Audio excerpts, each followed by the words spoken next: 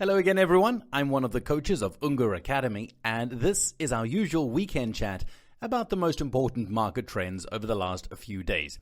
Before we start though, I invite you as always to please subscribe to our channel if you haven't done it yet, and why not leave us a like to support our work.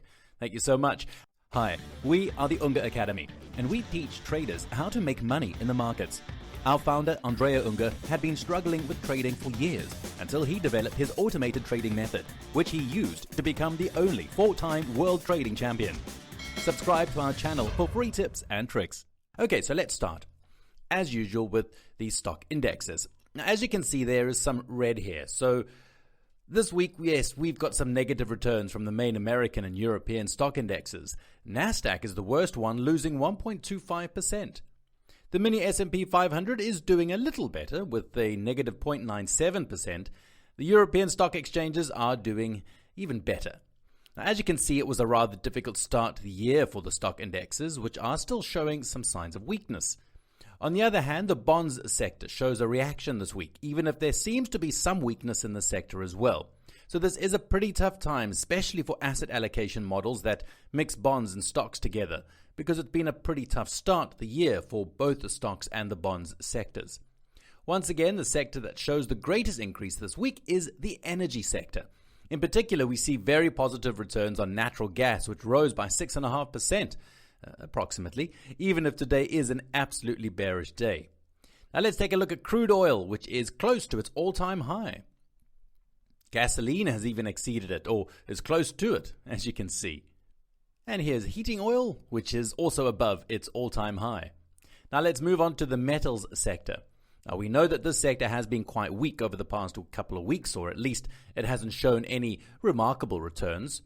This week it is showing some slightly positive returns, but whether this is a sign of recovery or not, we will see in the coming weeks. The meat sector is all negative. We've got some slightly positive returns on commodities, with orange juice rising by almost 10% this week. It is in a strong uptrend. Cocoa rising by 5%, so there are signs of recovery of this underlying as well. On the other hand, the cereal sector is completely negative. No underlyings in this sector show positive returns at all. Currencies are recovering a little against the dollar. Let's take a look at the euro. It's 1.1446, so it came out of the channel in which it had been lateralizing for some months now. Finally, here's Bitcoin, whose price is basically the same as last week. We know that the crypto sector is continuing to show some weakness. Now let's move on to the analysis of the volatility of the stock indexes. We can see that the short-term volatility over a 1-month time horizon, measured as standard deviation, is fairly low, but let's not be fooled by it. If it is true that on these underlyings the latest values of historical volatility are among the lowest of the last month, it's also true that over a longer time horizon, volatility values continue to be high. If we look at the volatility term structure, overall we can see an increase in volatility over the past 2 weeks, even though at the moment the term structure is still completely in contango. There are no particular warning signs when we analyze the term structure of volatility, and the absolute value of the VIX is still completely in line with its average values. So at the moment, we don't see any worrying spikes on the implied volatility. Let's also take a look at the rollover calendar. There will be no rollovers next week. However, I have summarized the next rollovers for the following week. There will be energy futures, natural gas, heating oil, and gasoline. There will be the meats, live cattle and lean hogs.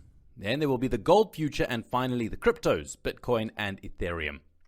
Finally, guys, if you're interested in understanding something more about systematic trading, and if you want to discover the method that we teach here at the UNGER Academy, the method of Andrea Unger, the only 4-time world trading champion with real money, we're going to leave you a link in the description of this video. It'll take you to a free webinar in which Andrea Unger talks a lot about his trading method and how he developed it, and this webinar is also full of ideas that I'm sure you'll find very useful. But before saying goodbye, please leave us a like if you enjoyed this video. And if you want to always stay updated on the release of all our new content, please subscribe to our channel. And with that, this video is over and we will see you soon. Bye-bye.